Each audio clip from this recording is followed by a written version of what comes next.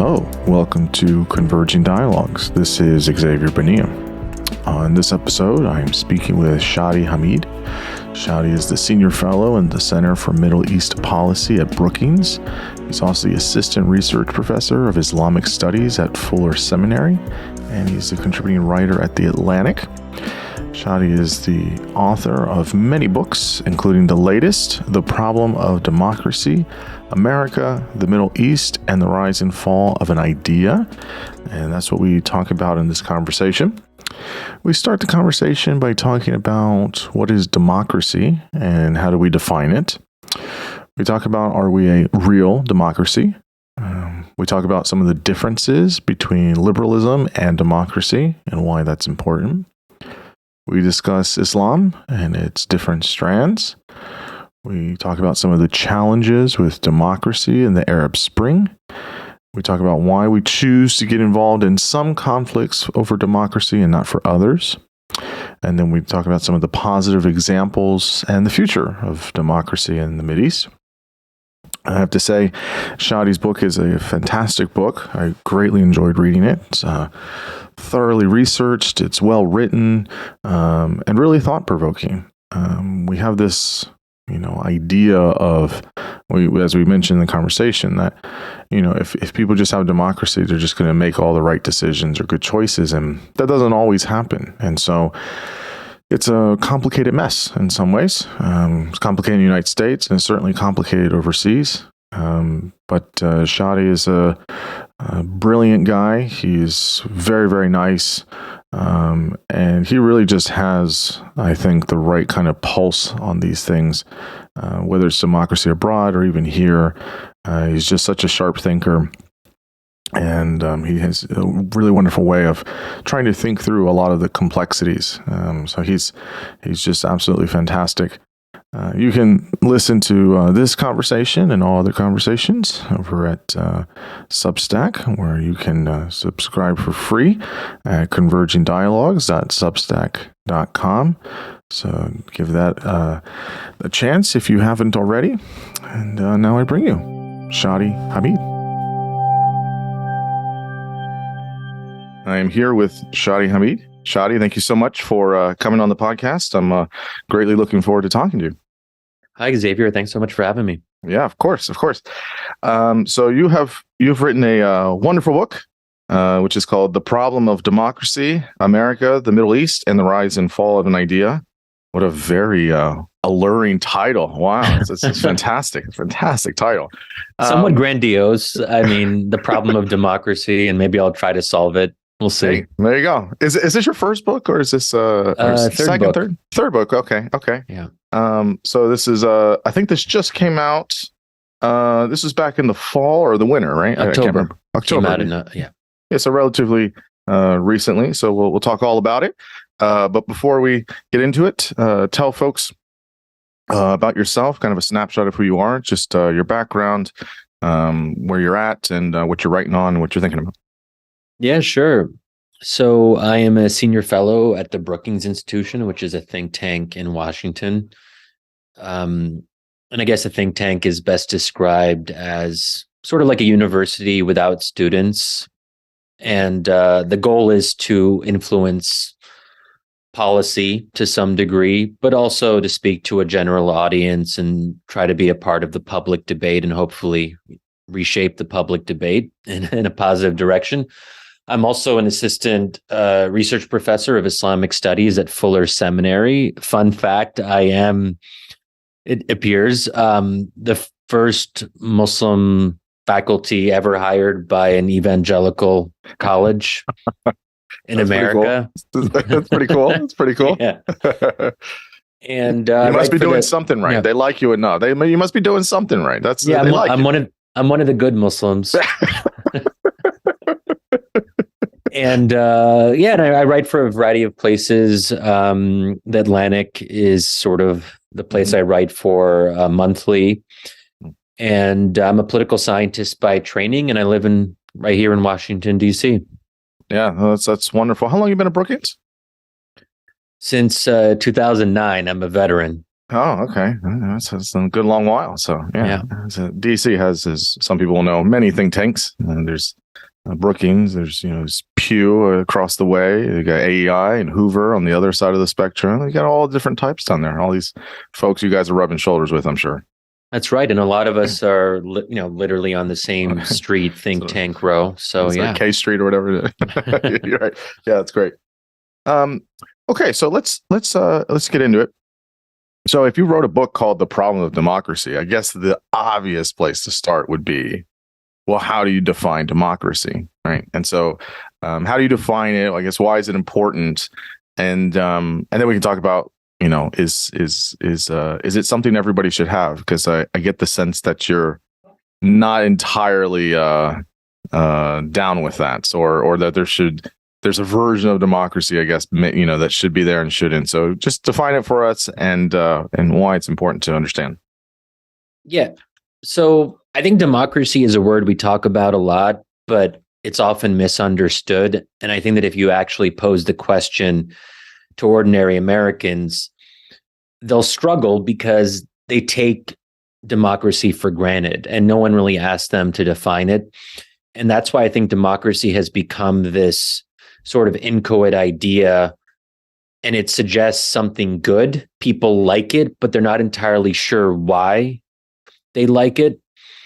And so what I try to do in the book is to reconceptualize democracy and go against some of the prevailing assumptions about what democracy is and what it should be. But generally speaking, I think that the way to think about democracy is to disentangle it, at least to some extent, from liberalism. Mm-hmm. And when we say liberalism here, we're not talking about like owning the libs or whatever, the kind of modern American parlance. We're talking about the classical liberal tradition. Mm-hmm. So democracy is more about responsiveness to voters. It's about alternation of power through regular elections. It's about popular sovereignty. It's about reflecting majority preferences in public policy. And competitive elections are really at the heart of it. It's not everything, but you can't really talk about democracy really at all if you don't have some kind of system for choosing leaders. And it's the voters who choose leaders, the citizens. And liberalism is more about individual freedoms, personal autonomy, so-called universal values like gender equality, protection of minority rights. It is about privileging reason over revelation. It's about privileging the individual over the collective. And there definitely is, at least implied, a constrained role for religion in public life. Now, obviously, small L liberals can debate to what extent the role of religion should be constrained, but there's at least some move in that direction. So those are some of the components. And I think it's the best way to understand the liberal tradition is to think about some of the key liberal documents that we are, as Americans, are familiar with. And here, the Bill of Rights and the Declaration of Independence loom large. So that's sort of how I would, start off. Well, you definitely could probably explain it a lot better than most Americans, I think. Unfortunately, I think you're right. Most people would struggle. They might be like, "Yeah, elections." I guess, that's usually where I guess the casual answer is. Now, I guess that the charge would be, maybe I'm getting ahead of myself, but the charge would be, well, we don't really have a democracy, right? Like, we don't really do that. We have an electoral college, and when I go into a voting booth and I place my vote, whatever, like. There's a whole lot of stuff that happens between me voting, quote unquote, and whoever winning, and there's all these processes and things like that. Both, if you take a presidential election or anything else. I guess, what do you make to the charge that we're not like a pure democracy? We're kind of like a hybrid. I mean, many people would say we're quasi oligarchical, but And then there's the whole, like, we're, federated and we're a republic and all these things. But what do you make about that charge that people may say, well, we're not really a democracy. We just have elements of it? Yeah, I'm not a huge fan of that line of argument simply because there's no such thing as a perfect democracy. And part of what I try to do in my book and my work more generally is to, readjust our expectations a little bit. We're projecting such a burden on the democratic idea. We're asking so much of it, and it simply can't meet those expectations. And that's why we're sort of in this odd position where democracy as an idea is largely uncontested in theory.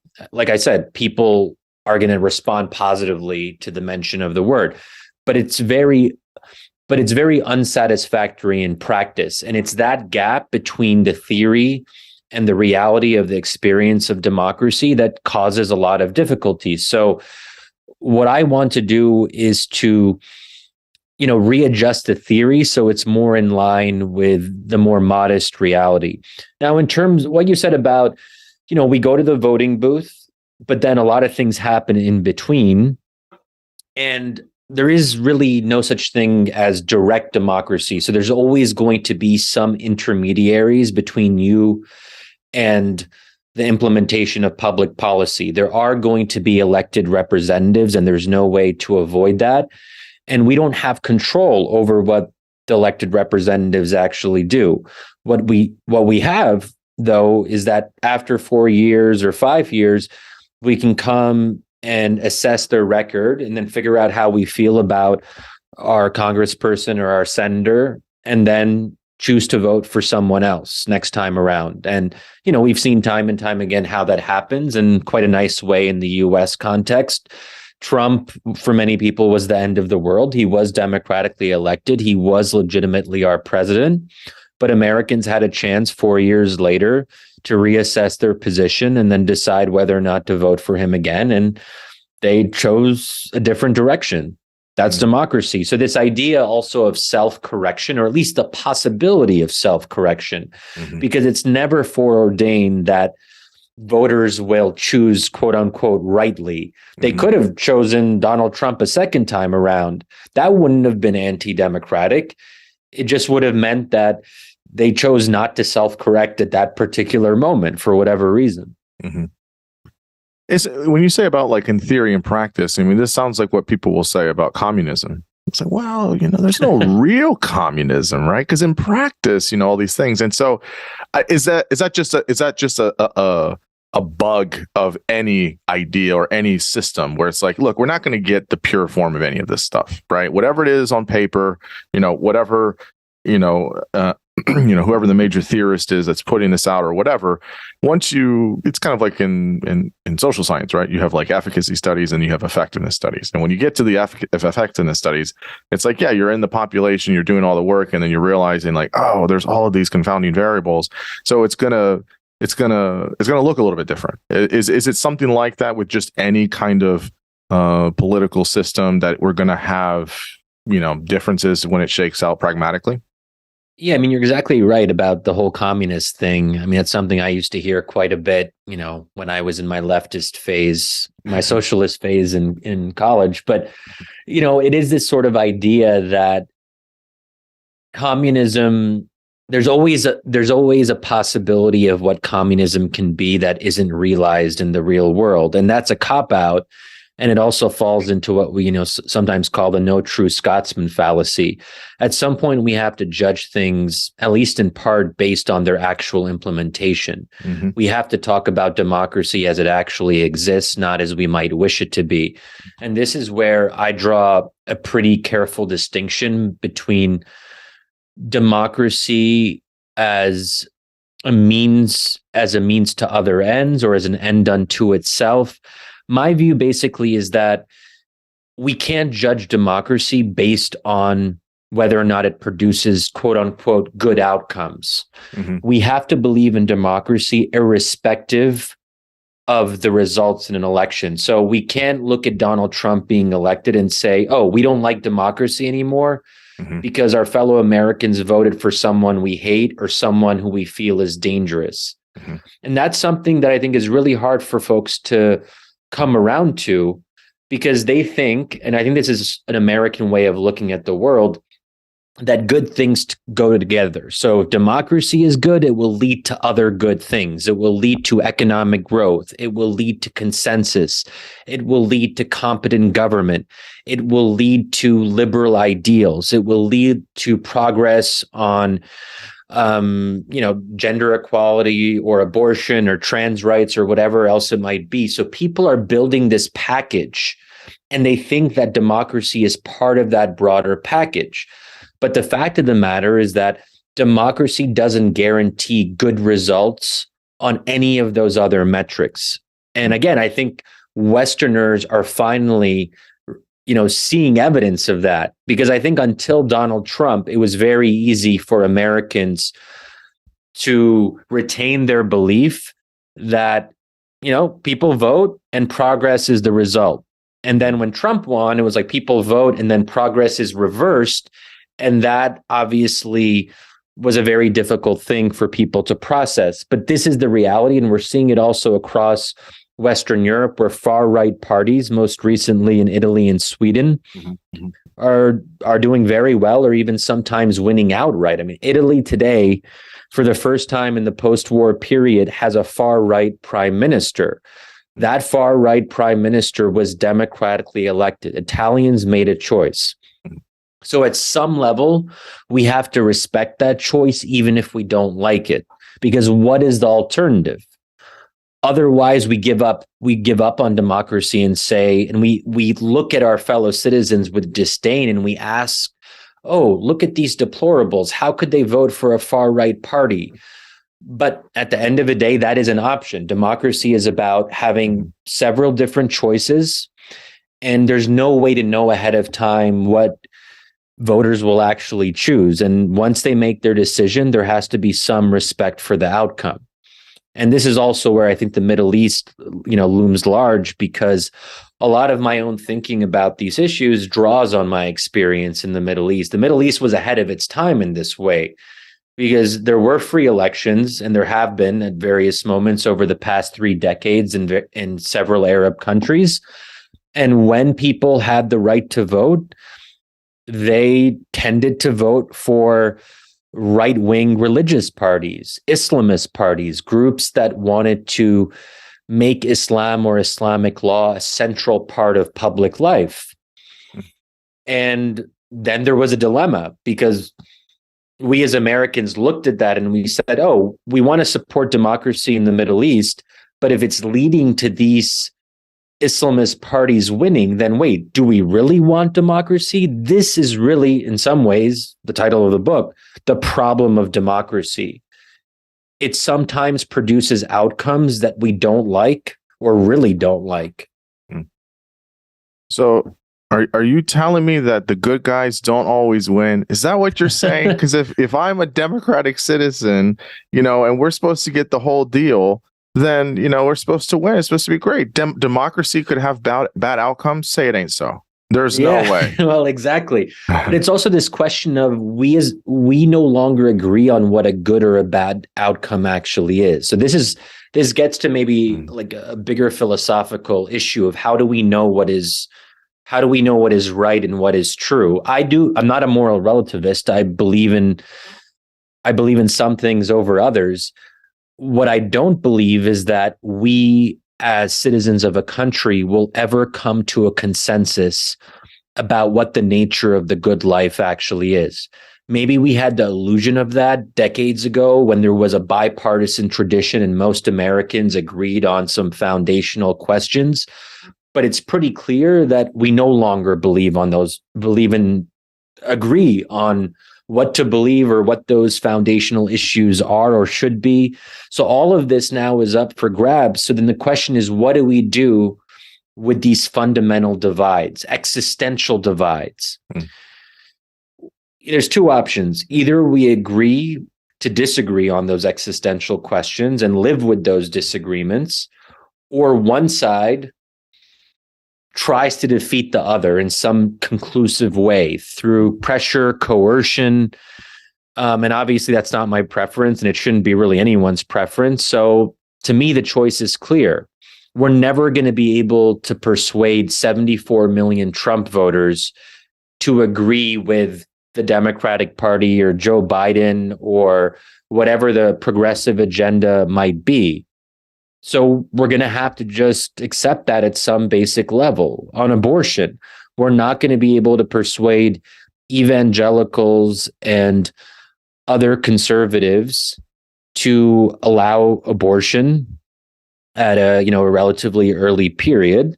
So that's just the way it's going to be. And the only way to resolve the question of abortion is by deferring to the democratic process. Whatever the democratic process produces on abortion policy, that is what we live by.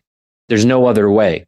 The problem with this, I totally agree with you. The problem with this is that Americans are pretty fucking obnoxious about this. And if it's one side that doesn't get their way, they start to then wrongfully, I don't want to say wrongfully. Sometimes it can be fair, but I think in these circumstances recently it hasn't been, they just question the institution, right? Liberals will say, especially after 2016, we need to get rid of the Electoral College. That's terrible. It's antiquated. It wasn't even, you know, all the problems with it. You know, why did the Dakotas get 4 senators? You know, all this stuff, right? And then on the other side, right, then you just have full blown, kind of anarchy of, this was a stolen election, X, Y, and Z, blah, blah, blah, blah, blah. And, on the other side, because their team didn't win. So that's where we're at now, is as soon as something doesn't go your way, it must be the fault of the institution or in the process. And that's a really big problem because, it's a big problem for a lot of reasons, but But I'm just curious, you say that democracy is a system and means of governing and rotating power with no prejudice to substantive ideological outcomes. So I guess we'll just start with the US. I mean, do you think that's where we're at? I don't know if we are that way. I think that there's maybe elements of that, but I guess how does the US and maybe other countries get on board with that way of doing democracy? Well, this is somewhat aspirational because I think that a large number of Americans don't see democracy that way for precisely the reasons that you outlined. They just want their team to win. And if their team doesn't win, then it's the fault of whatever institution. You mentioned Electoral College. It's just interesting to note that Democrats weren't making a big deal about the electoral, or they certainly not as much when they were doing quite well, when they didn't actually think that there would be this large discrepancy between the popular vote and the Electoral College outcome. So it's very self-interested in this sense. There isn't a coherent principle that people are relying on. The same thing with the Senate.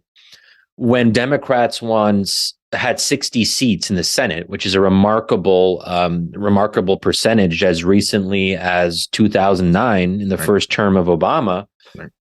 No Democrat was complaining about how the Senate was disproportionately biased towards Republicans, because obviously it wasn't. But now now you hear that quite a bit, this idea that the Senate should be abolished because it privileges the Dakotas or Montana, rural voters, conservatives, whatever it might be. Of course, you don't hear this argument as much in light of the recent midterm elections because Democrats did relatively well. So all of a sudden, people have moved on from that talking point.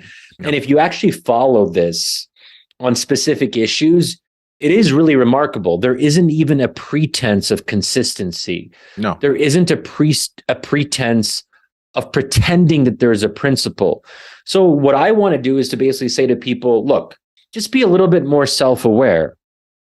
And it really comes down to the individual, and also that each individual should think very carefully about what they would do. So this is oftentimes what I'll tell different audience. If I'm speaking to a right-wing audience, I'll tell them, look, imagine your worst fears coming to light in 2024, and Biden or someone like him or another Democrat wins freely and fairly, no questions asked. It's not even close. You can't make a big issue about the vote counts and all of that. Are you willing to commit ahead of time that you will respect that democratic outcome, however much you dislike it, however much you think that another term of Biden will spell the end of the American Republic as we know it? You come up with the most extreme scenario and you push them on that. And if they're not willing to commit to that ahead of time, it means that they are not actually small d Democrats. Yeah. And maybe that's fine, but we should at least be clear about what we're talking about. And then when I talk to left of center audiences, as I sort of alluded to earlier, imagine if Donald Trump wins fair and square, clearly in 2024. Are you willing to commit to that Democratic outcome ahead of time, even if you hate it, which you almost certainly will if you're a Democrat, right? Mm-hmm. So that is at least a couple steps moving in the right direction, because ultimately we are a country that's made up of citizens. And I do believe that ideas matter. It's an uphill battle, but if more people understand democracy in this way and be much more conscious about this idea that democracy is about a means of rotating power, as you pointed out, that's one of the definitions I use with this concept of democratic minimalism, mm-hmm. and that's sort of how I characterize my approach. Is I want to bring us back to basics and have this minimalistic approach to democracy that disentangles it from all these other things that we tend to attach to it.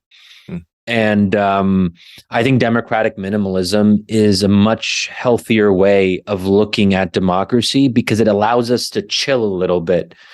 Democracy isn't some panacea. It's not going to be the thing that helps us realize our dreams. And I think that politics, in a general sense, shouldn't be where we find too much of our meaning. Yeah. At the end of the day, elections aren't everything. And we shouldn't treat them as like, this election is the most important election of our lifetime. You might recall how everyone was using this kind of phrase in the lead up to the midterms, but also in 2020.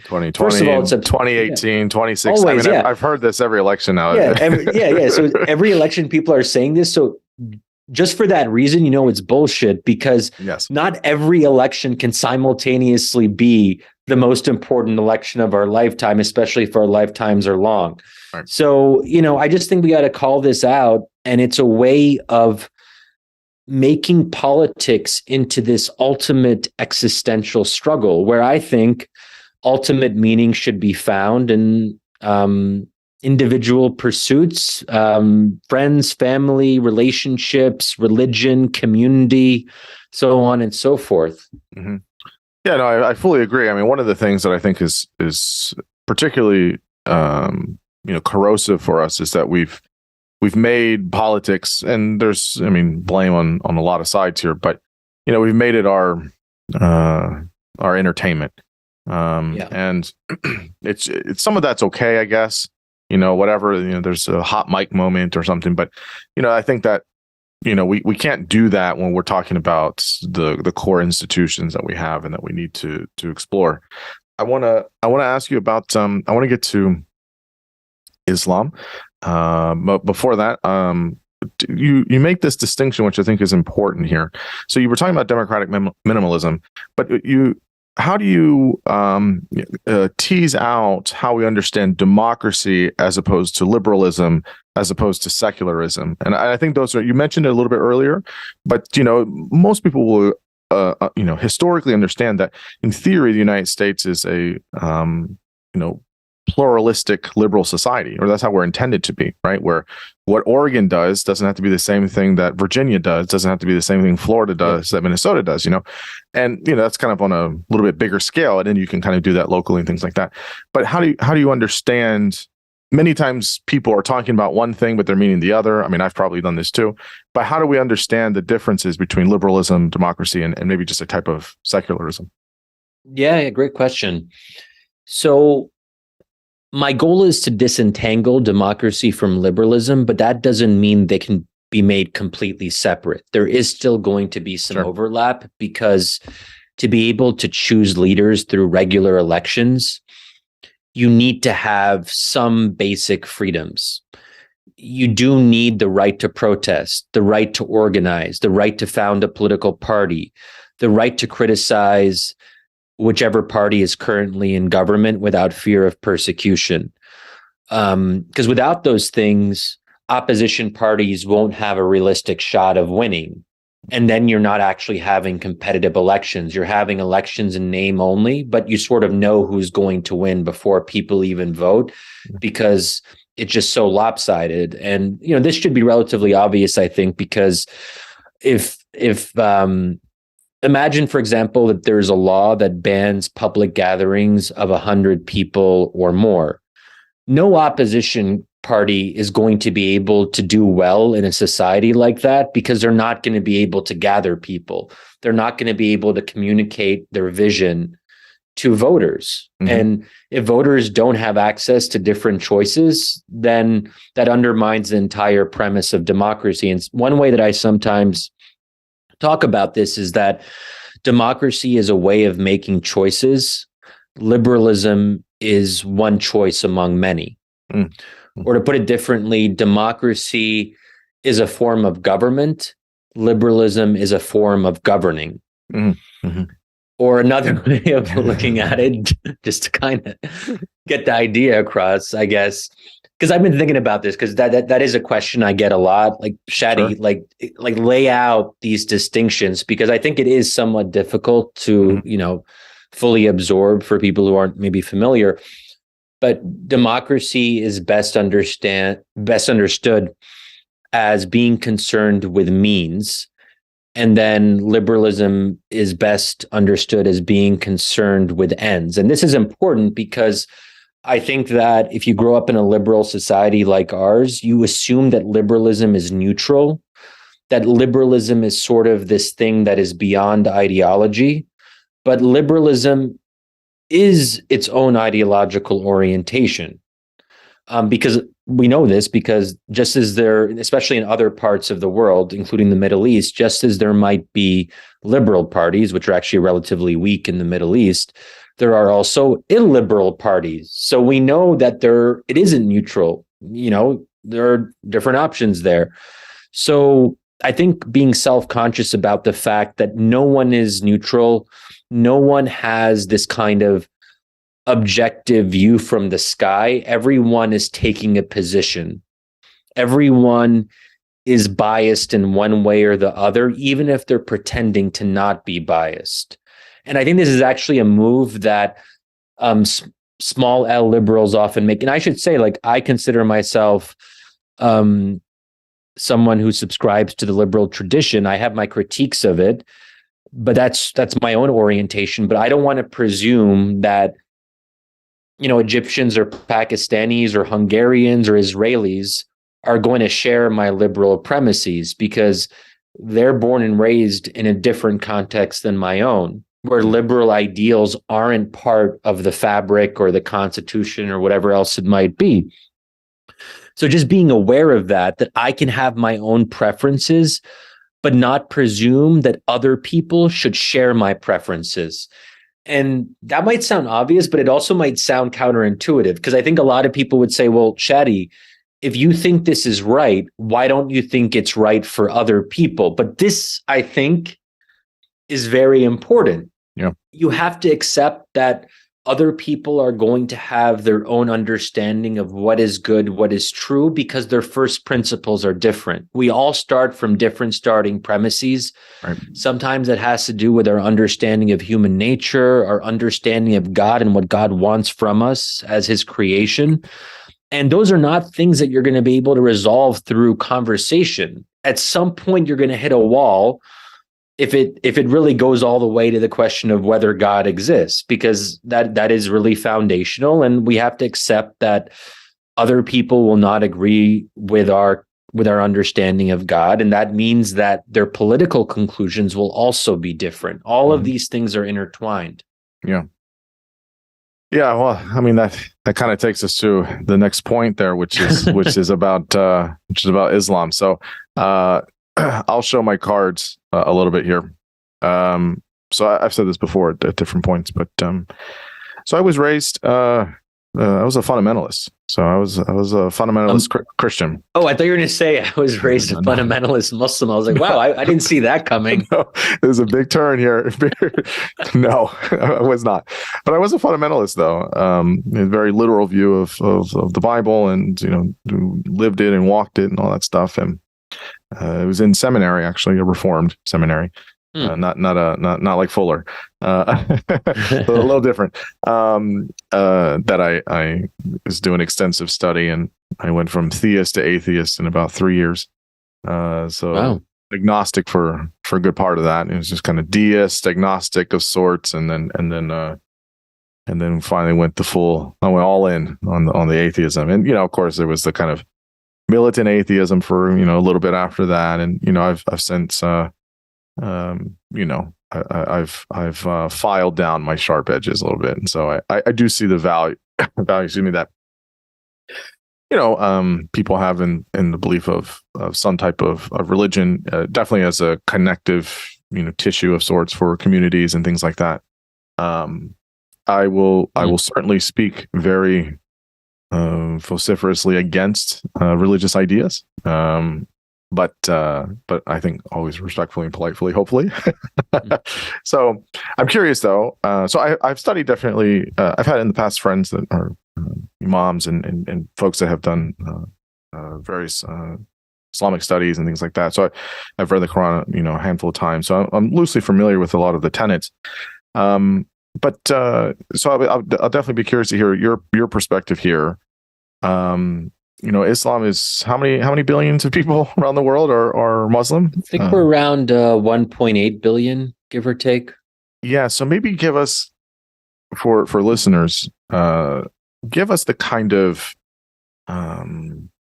general landscape of sorts of how this breaks down at the moment, right? So there's literally billions of Muslims around the world. You have kind of very nominal cosmopolitan Muslims. You have everything to obviously extremism. Obviously, you have the two branches, Shia, Sunni. There's all these different. You have Islamists. So I'd be curious to see how do you break it down, kind of the landscape of kind of the different shades, if you will, of Islam and folks that believe it, around the world. Yeah, sure. Well, this might be self-evident, but it's just worth underlining. And you sort of suggested this in your question. Muslims are very multifaceted and diverse, and I've been glad to see as we've moved away from the post 9/11 moment that there's much more willingness to not make broad statements about Muslims as this kind of unified or monolithic category. And we know this because if we look at Muslim majority countries, we can see Muslims themselves disagreeing profoundly with each other over fundamental questions. I mean, that's part of the problem in the Middle East. And one of the reasons that the Arab Spring started off euphoric, but ended up being an utter failure, it's because citizens of these countries could not agree on the role of Islam in public life. And if you get 10 Muslims in a room, and even if they all would say prior to that they think that Islam should play a prominent role in public life, so no secularists, all people who are comfortable with the role of Islam. If you ask them, what does that mean in practice? What does the Sharia mean for you? Yeah. They would all disagree on what it actually means. And just let's take the word Sharia. It has a pejorative connotation still, I think, with many Americans, and understandably so. There is no real equivalent to Sharia in the Christian tradition. Sharia, so I remember Newt Gingrich, who ran for some people, I guess most people on your podcast will probably know who he is. But I know him as Speaker of the House, but yeah, exactly. And he was a presidential candidate in 2016.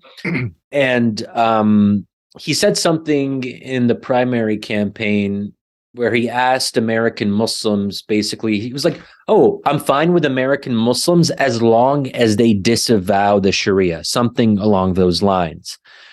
And that was just so utterly absurd, because to disavow the Sharia would mean to not be able to observe Islam on a daily basis, because the Sharia isn't just about criminal codes or divorce proceedings or the controversial things that we associate with Sharia. It's also about knowing how many times to pray per day. That is part of the Sharia. That is part of the Islamic legal imagination, the Islamic legal tradition? Or how do we fast? All of these things that really are concerned with individual practice and not just the controversial public stuff. So Muslims, even if they don't really want Sharia to play a role in politics, they're not going to disavow the Sharia. So that's just one thing to keep in mind. And I would say that, there are secular Muslims, but what does secular really mean? So you can still have a devout Muslim in their personal life who then is secular in the sense that they don't want Islam to play much of a role in public policy. Then you can have Muslims who want Islam to play a bigger role in public policy, but aren't that devout in their own personal life. In other words, they might not pray 5 times a day or even at all. And I'll just share a little story about this. The first time I ever saw someone, it was my first experience, being around drugs. Okay, you'll see where I'm going with this. So it was like a little bit after 9/11. I was in Egypt, and I was with a friend of a friend who I just met that day, and we were in the back of the cab, and he was doing hash in front of me, and he asked me if I wanted some. I said no, but that was happening in this long cab ride. And he asked me like what I worked on. And so I told him, I do stuff on Islamist movements in Egypt and elsewhere, Middle East politics, whatever. And so we got in a conversation and I asked him for his thoughts on some of these issues. And somewhat to my surprise, he said that he wants an Islamic state in Egypt. He wants a strict implementation of Sharia. And I asked him, well, wait, why? I'm a little bit confused. I didn't get a sense that you were really into that. And he's like, well, I want the state to stop me from doing drugs. I want them to prevent me from committing sins. And if I lived in a proper Islamic state, I would be better off because I wouldn't be doing hash in front of you right now. So people contain multitudes. Yes. People are confusing. Mm-hmm. So anyway, there's a lot there, but that's maybe, one way of looking at it. Yeah. I mean, that's especially with, I think with Islam is that it's got a lot of pretty terrible parts to it. There's some people that follow it pretty strictly. I mean, when you talk about the awful parts of Sharia law, it's no. Okay, well, I want to clarify. Sure. I didn't say awful. Okay, no. Well, I mean, I think if you look at like obviously like everything feels cherry picked, right? Because it's like if you look at like, oh yeah, look in Indonesia, there's certain parts of Indonesia that you're doing public beatings and stonings and things like that, and that sounds pretty terrible, right? That sounds pretty awful. Again, back to the initial point, if people live in a society where that's what they want, and the majority say, look, we're cool with this, we have, I think, maybe to respect that. But there are some areas where there can be some really tough ideas there of like, yes, I don't want these things to happen to another fellow human. But those parts aside, my understanding is that for most countries, that Muslim majority countries around the world, there's so many different ideas. There's so many different. You can be in one country, right? You could be in Egypt, or you could be in Arabia, you could be in Jordan, you could be in Lebanon, and there's going to be totally different ways of how people want to implement certain ideas with the faith. I guess the question becomes: is some of this country specific, or is some of this party specific? How is there an understanding of where the role that various strands of Islam play a part in different Muslim majority countries? Yeah. So, well, first of all, there's always the complicated matter of religion and culture being intertwined. So where does religion end and culture begin? And oftentimes culture shapes understandings of Islam. And that's why you have countries that feature much more conservative or even, strict, extreme, if we want to use that word, interpretations of Islam, and others that are what might be called, I don't love this nomenclature, like moderate, because moderate is a relative term, and I'm always a little bit concerned about saying that the secular Muslims are the good ones. That look at the moderate Muslims, look at how nice and fluffy they are. But putting that aside, there are more than 50 Muslim majority countries, and there's a number of them that don't really get much attention at all. Like, so for example, Senegal is a Muslim majority country in sub-Saharan Africa. It doesn't get a lot of attention. Burkina Faso is rarely. I mean, so there's just like a lot of different examples that we can point to. And I think that even if you take one of the most controversial aspects of Islamic law, and I probably shouldn't go into this too much, but just as like a kind of example, because it could be helpful. Sure. People will say, well, something like cutting off the hands of thieves. And well, first of all, there are very few. Let me see. It's just a handful of those 50 plus Muslim majority countries that have anything like that on the books. So people can talk about these worst case scenarios all they want, but in practice, it should be telling that Muslims don't actually try to implement these laws in real life, right? But how do we make sense of that? Because it is part of the Islamic legal tradition, and we can talk about interpretation plays an important role here. So the short version of this would be that in the early Islamic period, in the time of the Prophet and afterwards, there weren't prisons. This idea that people would spend a certain amount of time in a jail, like there weren't jails in the middle of nowhere in Arabia, and you still need to have a deterrent effect. So Islamic scholars debate, like, what was the reasoning behind what today is considered cruel and unusual punishment?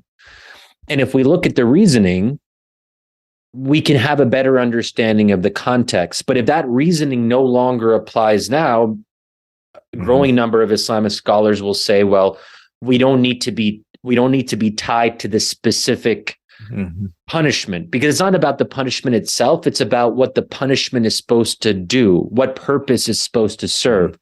So just an example of how there is room for reinterpretation, for thinking about what is God's purpose. Because for Muslims, if you think that the Quran comes directly from God, that every single letter and word of the Quran is God's actual speech, there is no human mediation here, then you're not going to think that God would be brutal and unjust and be like really into, cruel and unusual punishments. So you have to and that's where these different explanations come into play, where people are trying to understand what God's intent might have been in a very different context. And I think it's fair to say that if a holy text was revealed from God today in New York City, it would look quite different than the Quran in the 7th century, because the audience matters. God is speaking to a particular audience in a very different context. Yeah.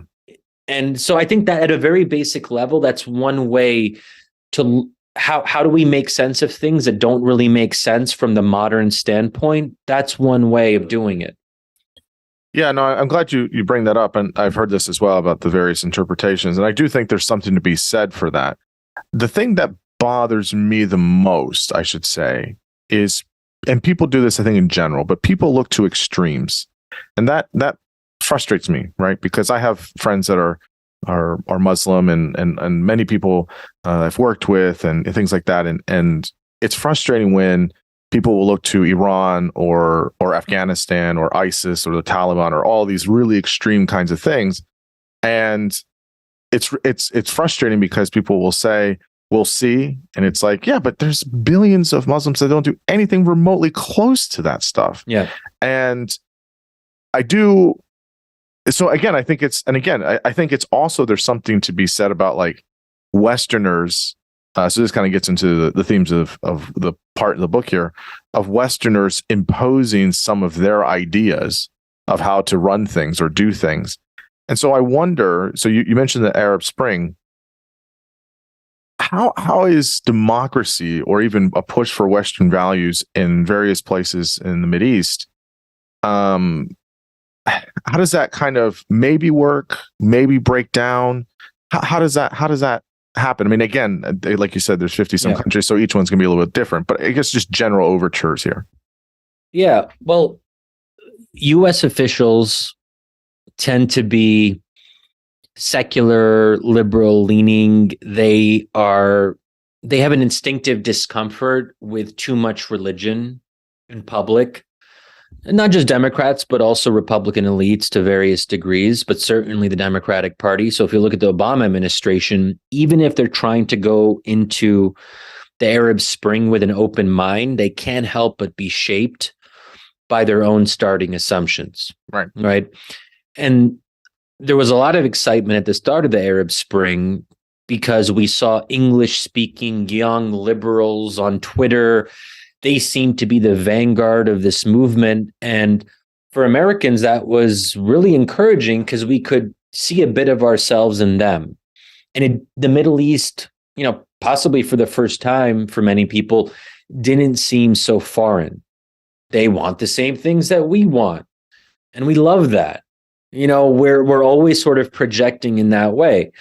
But when there were actually free competitive elections, it wasn't those young revolutionaries on Twitter who did well, because protesting is very different than forming a political party. And if you're a revolutionary, you might not even want to be part of a political party because you don't want to be too tainted by the system. Mm-hmm. You want to maintain your revolutionary purity. So what ended up happening was Islamist parties like the Muslim Brotherhood in Egypt or Nahda in Tunisia won in those first parliamentary elections. And then you start to see the Obama administration becoming a little bit weary. Oh, okay. This maybe isn't exactly what we were hoping for. The notion being that if you give people freedom, they'll moderate. They'll start doing moderate things. This was also what the Bush administration thought post 9/11 with the freedom agenda. Yeah. Oh, once we give Iraqis freedom and the right to vote, and the Lebanese, they're going to vote for people who want to fix their potholes. But as it turns out, Islamist parties can be good at fixing potholes too. And very specifically in the case of Lebanon and Palestine, where Hezbollah and Hamas did very well, or actually won outright. In the case of Hamas in 2006, folks might recall that. And, there's this sort of legendary moment where Condoleezza Rice hears about Hamas winning in the first free Palestinian elections in 2006. And she almost falls off her treadmill. She hears the news at 5 a.m.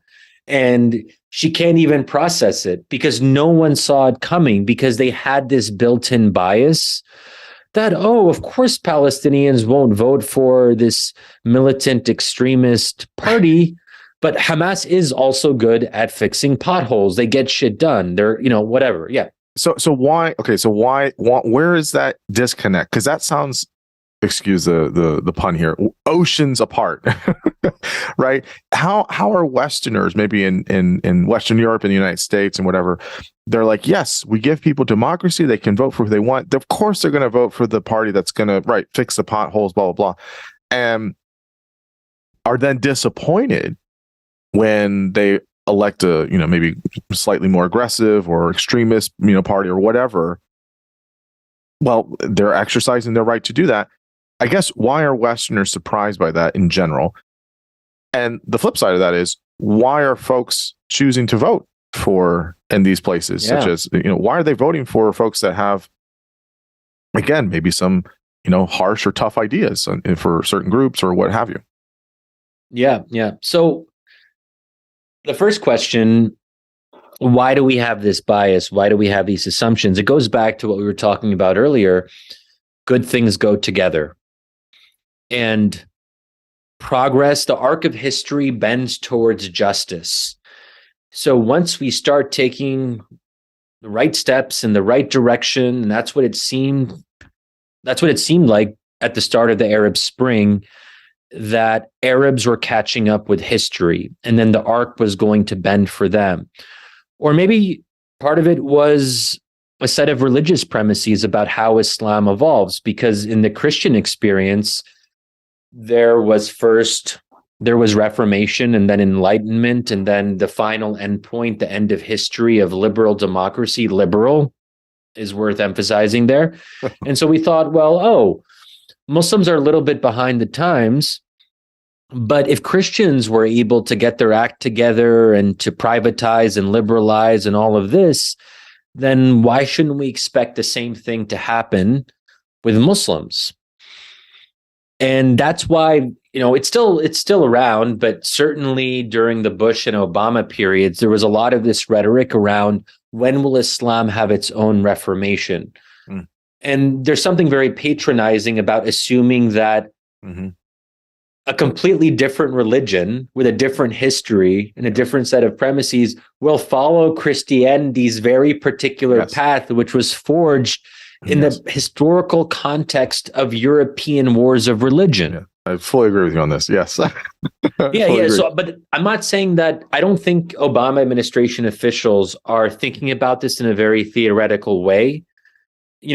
When you're making policy, you're acting very instinctively, but that means that people are going to be guided by, I hesitate to use this term, but unconscious bias or subconscious bias. They don't even realize it, but it's in the air that they breathe. I mean, obviously the reference here is to like unconscious bias and kind of diversity training and all that stuff. And that's a whole different conversation, but people do have biases that they are not aware of. There is no doubt about that. Yeah.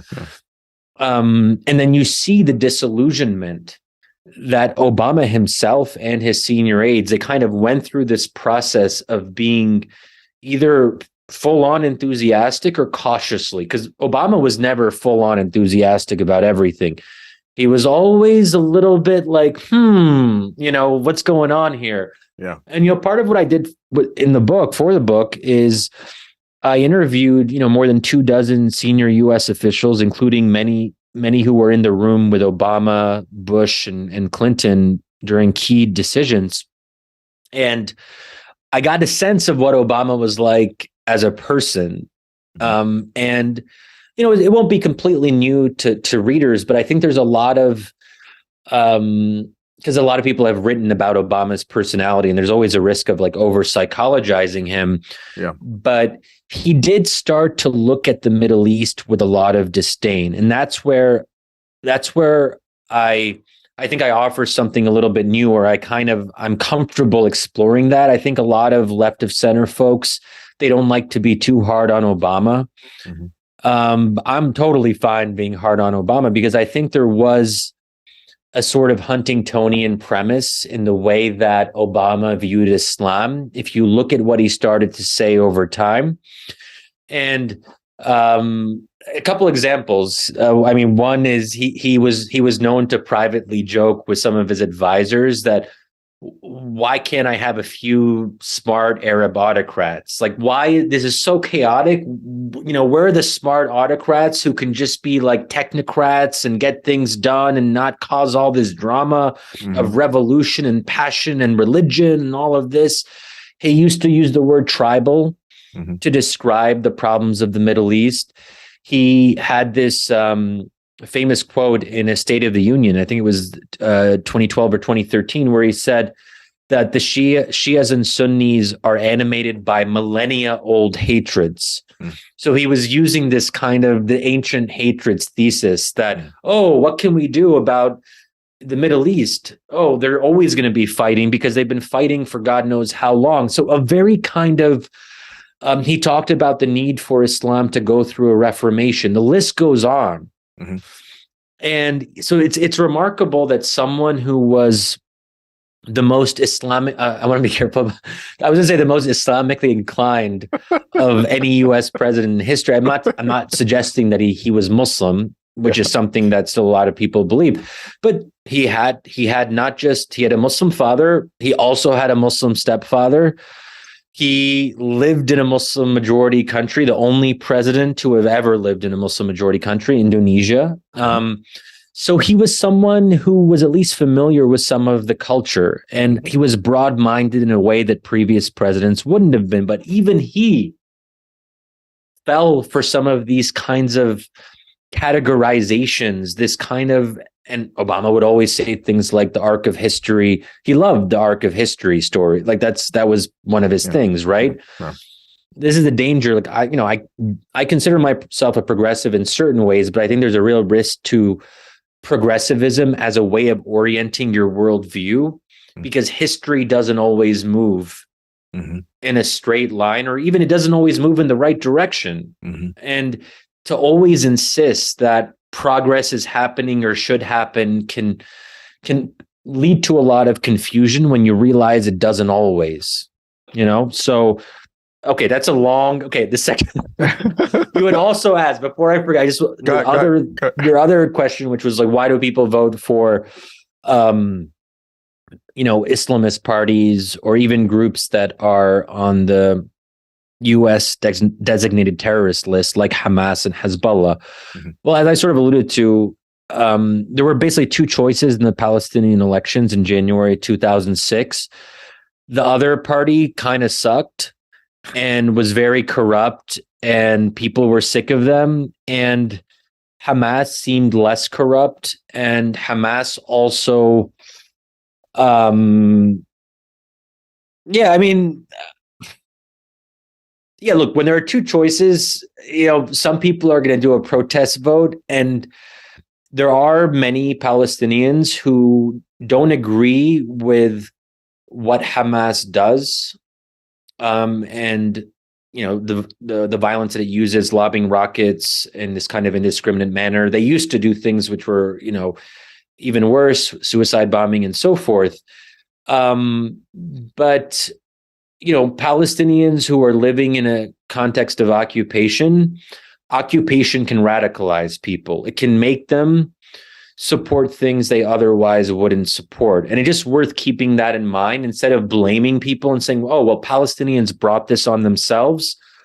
Well, I don't like coming as an American and blaming the victims, so to speak. That, not to say that Palestinians don't have agency, but I just don't like the idea that we punish people if they make the wrong choice at the voting booth, And I think just more broadly, because Hamas is a very specific situation, but in other countries, you have nonviolent Islamist parties. And it's really worth emphasizing that when we're talking about the Muslim Brotherhood in Egypt or Nahda in Tunisia or the PJD in Morocco, these are Islamist parties, but they are not revolutionary. They are gradualist. They accept the parliamentary process. They don't have military wings, so on and so forth.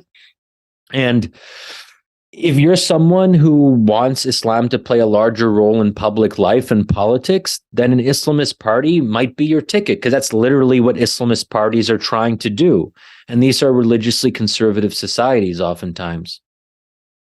Yeah, I think that last point is super important, because when I see this stuff, again, right, like, I'm not favorable to religion, so, but for many reasons. But I do try to have this legitimate respect for a type of, if you will, liberal pluralism. Like, people are going to decide if they have the choice to, and say in some of these places, how they want to live. Right? You can't impose somebody's culture, their religion, their history, from another place. Right? A lot of these things are kind of get the engine going for these people that have a long time of living in a place that's their history, that's their culture. And I don't think it's always right to just kind of, or many times it's right to just beat down the door and say, well, why don't you just do it this way, because it works for us, and look, it works for the rest of the world. Right?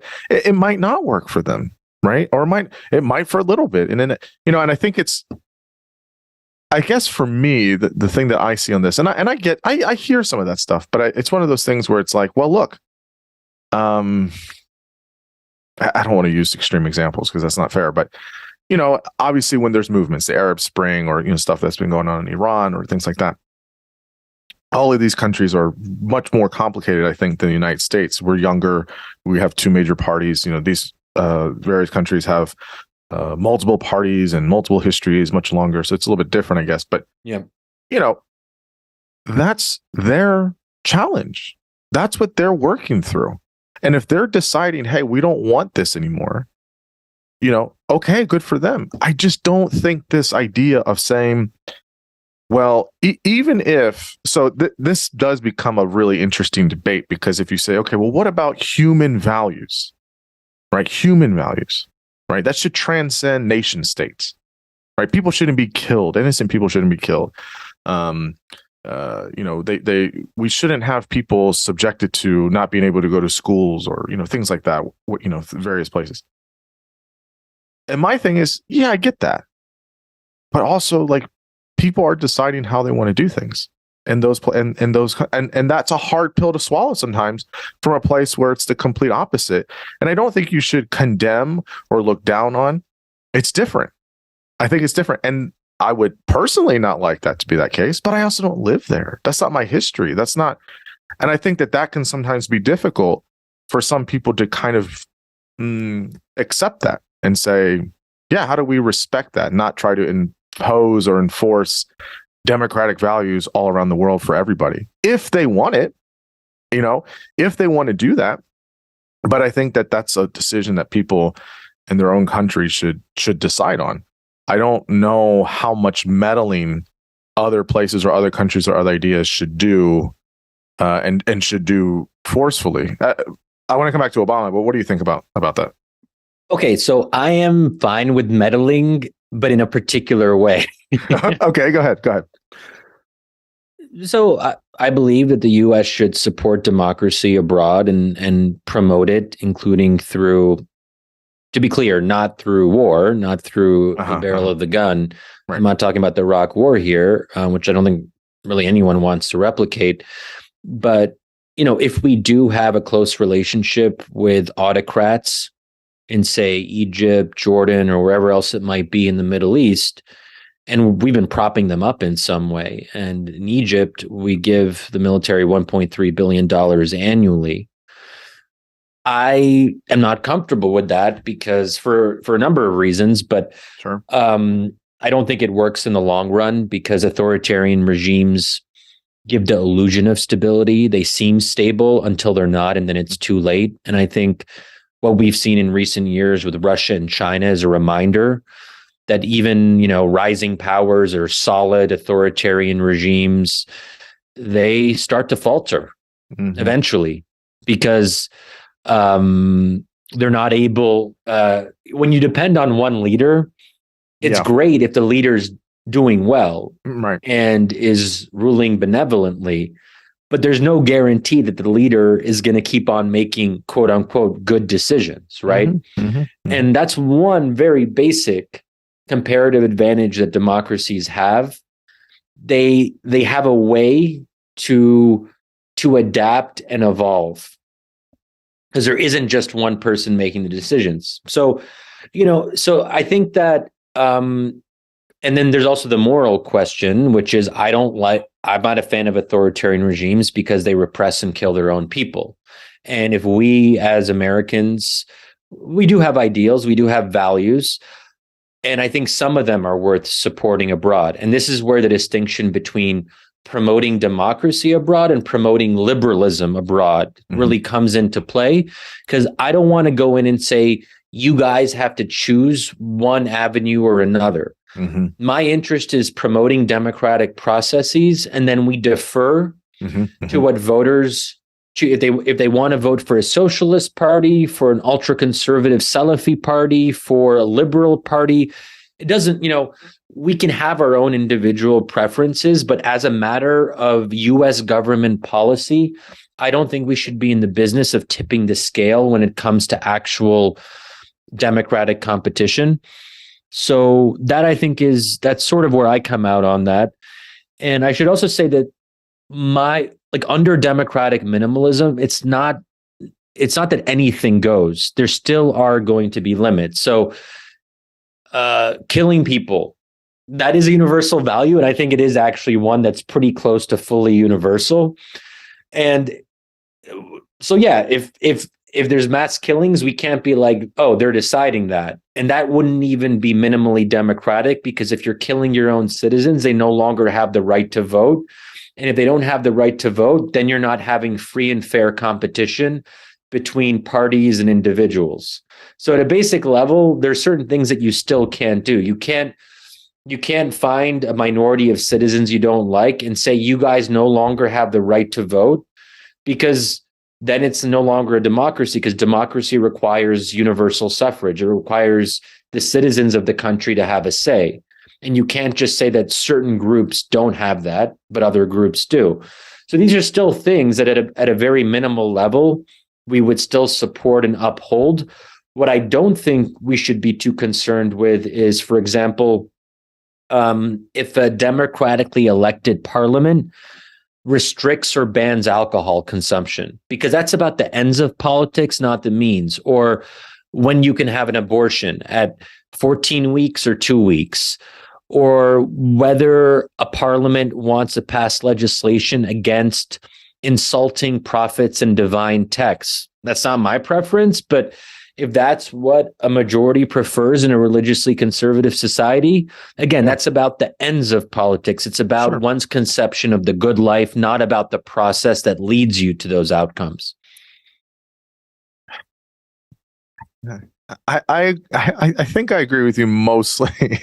I guess my question here is look, I mean, yes, killing people is not a good thing. It's not a good thing. We shouldn't do that to each other. We shouldn't kill each other. But we see this contradiction and hypocrisy. So like, we're very, I think, how do I say this? I think the Russia-Ukraine thing is obviously unique in some ways. But I think that behind the scenes and politically, there are very particular reasons why we're heavily invested and we care very much about that conflict. I mean, that I don't know. I'm not in those rooms. I don't know all those things, but it seems that way from the outside. Why do we care less about what's going on still in Syria, or what's going on in Yemen, or what's going on in many other parts of the world, right? Again, I know all these things are different, but that's just it, right? Like, people disappear all the time. People are put on camps in China, and we lecture them about human rights, but we still have to do business with them. We have to do trade with them. You know, Obama had his famous red line in the sand on Syria.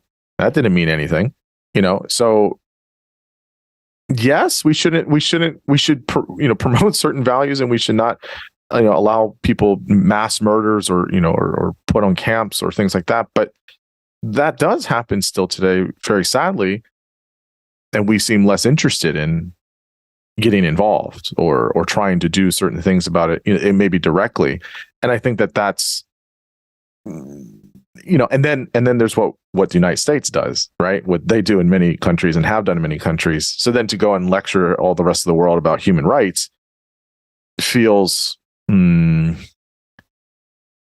don't know. That's a conflictual thing I have with that, because I get it, but it's also like, yeah, but your hands are pretty dirty too. And I think that's, I don't know, philosophically and morally, all that stuff feels messy. It feels very messy. I'll let you answer on that, but I just want to go back to the Obama thing.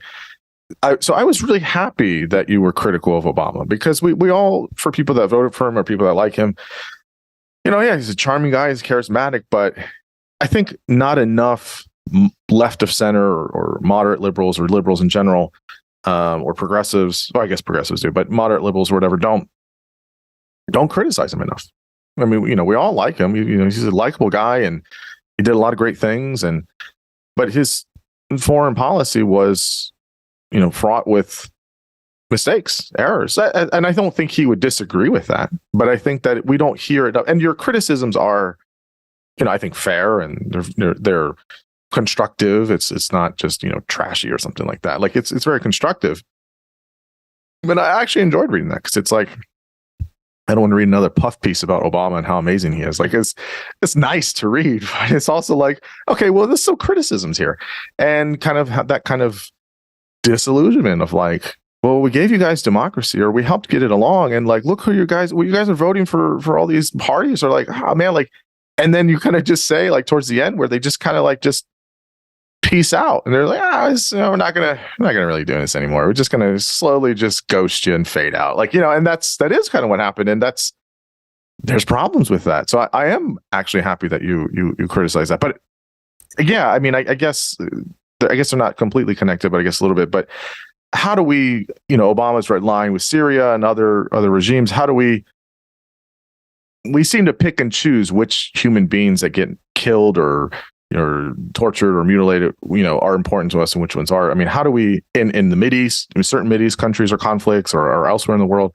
I mean, what do you think about this? If this is some universal value or principle we have, we're doing less for some and more for others. And it's like, and there has to be obviously the politics behind that, and, you know, all the diplomacy pieces behind that. I mean, what do you think about that? Yeah, so I'd rather do more for some rather than others, rather than less for both. Because people will sometimes say, oh, okay, well, what about Congo? We don't seem to care about them, and there's like a, you know, civil war and whatever else. But what does that have to do with whether or not we do the right thing, or do what I think is the right thing in Syria? Like, the two aren't.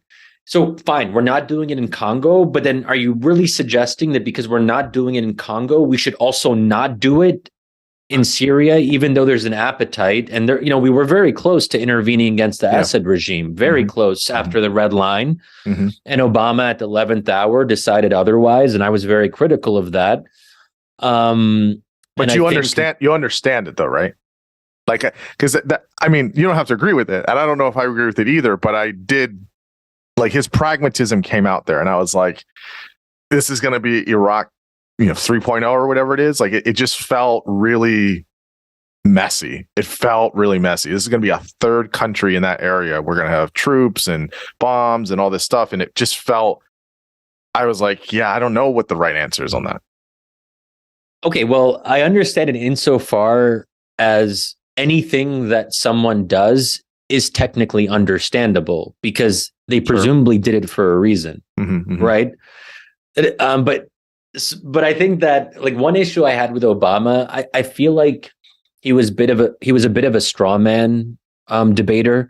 So he would say, well, we don't want to repeat Iraq. No prominent advocate of military action against the Assad regime was saying that we were going to have 100,000 troops on the ground. Most were actually saying there wouldn't be a ground troop element of it. I mean, what was being discussed at that time was airstrikes in response to the violation of the red line. Now, Obama said, well, what about mission creep? But, you know, that's a little bit different than this. Anyway, I understand it. I understand that for someone who had the Iraq War as such a formative moment, that in some sense, everything he saw was colored by that.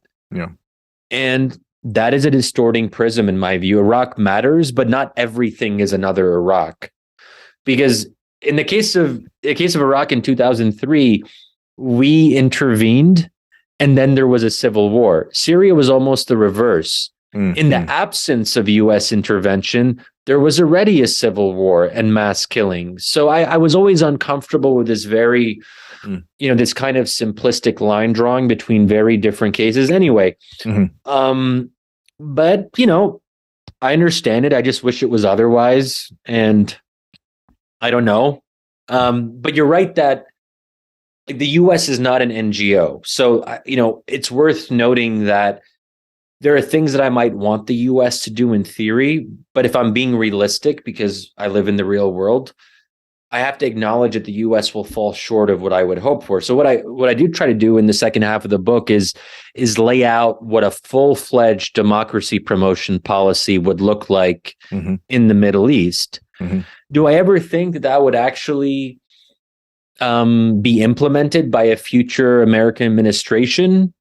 No, it's an ideal. It's something to shoot for. And then it's sort of like when a teacher says, I don't know if teachers say this, but when they're like, okay, I would like everyone or a parent saying to their kid, you should get an A+.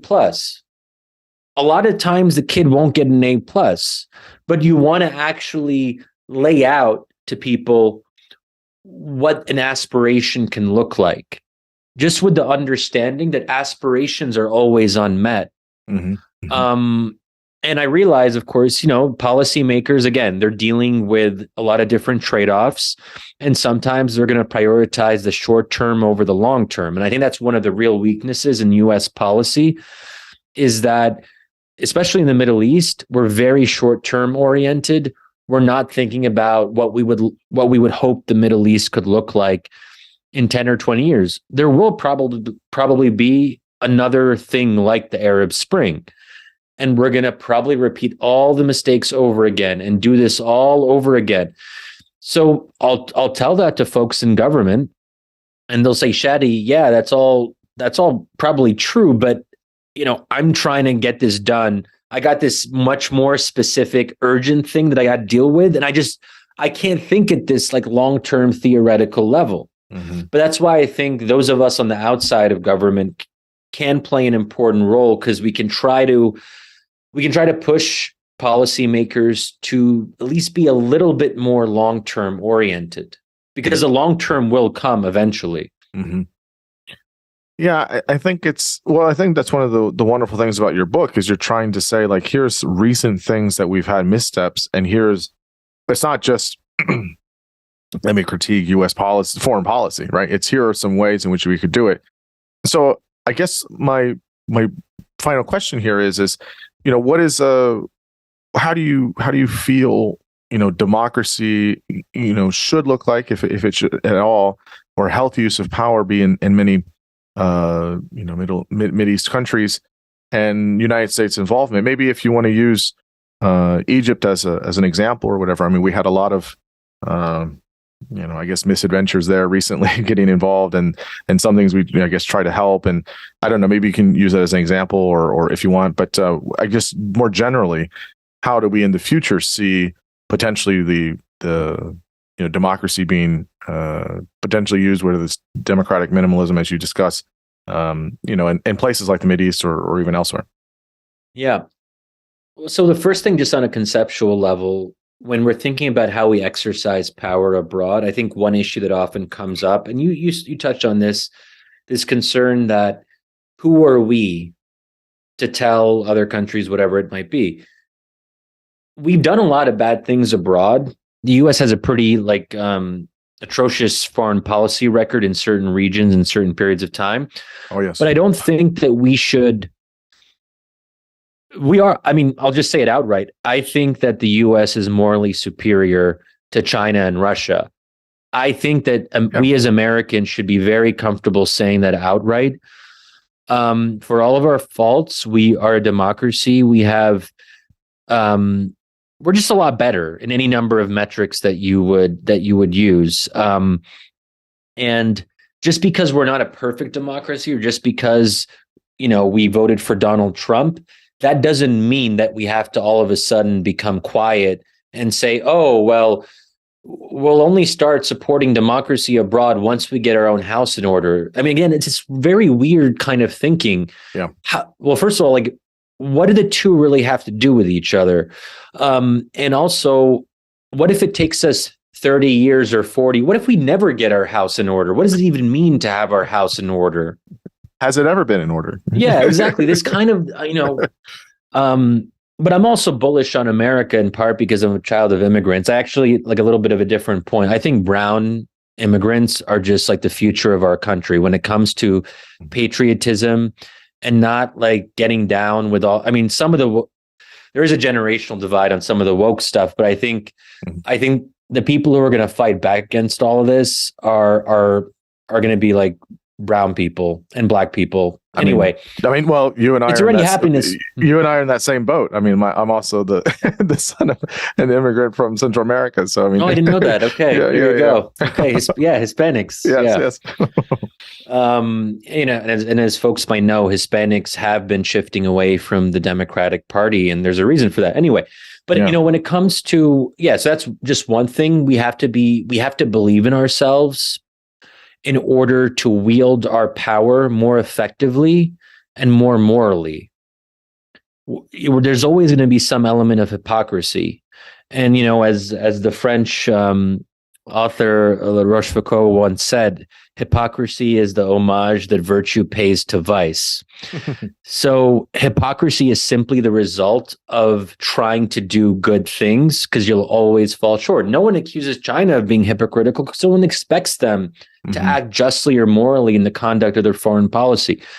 And then just a practical implication of that, whether it's Egypt or Saudi Arabia, at a very basic level, they need us more than we need them.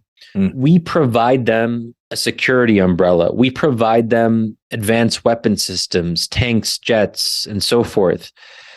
I believe that what we can do is, we're not going to ask them to become democracies overnight, because that's not realistic, but there can be benchmarks where we track whether or not they're moving in the right direction. And we can just want them to be, we would just want them to be less repressive than they currently are, to at least offer something, to at least be aware of some of these concerns. And to say very clearly that if you don't, there will be consequences.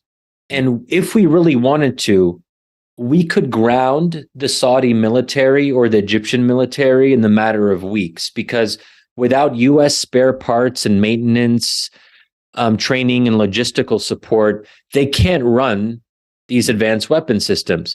They can't run their jets at some point if they're not getting the spare parts. So that is a very strong component of leverage that we have with these countries, but we just choose not to use that leverage. And it might sound a little bit interventionist, or we're interfering in their domestic affairs. Well, if Egypt wants $1.3 billion of US aid, it seems reasonable to ask something in return. Like this idea that we should just be giving countries blank checks and saying, oh, well, we're already meddling in their internal affairs by supporting their military in this way. So there's no neutral option. So I think that there are options. If we were really serious about democracy, we could really use these aid packages, these military relationships, to really put pressure on these regimes to move in a more democratic direction over time. Yeah. Well, I think that's the goal, right? I think that's the goal is people, on whether it's on the culture wars or whether it's on policy, people want everything short term. They want it, yesterday. And I think what you're describing and what a lot of people describe is, how do we have a kind of roadmap for progressing towards something a little bit more long term, which I think is advantageous for everybody. Well, the book is called The Problem of Democracy, America, the Middle East, and the Rise and Fall of an Idea. It's fantastic. It's everywhere now, right?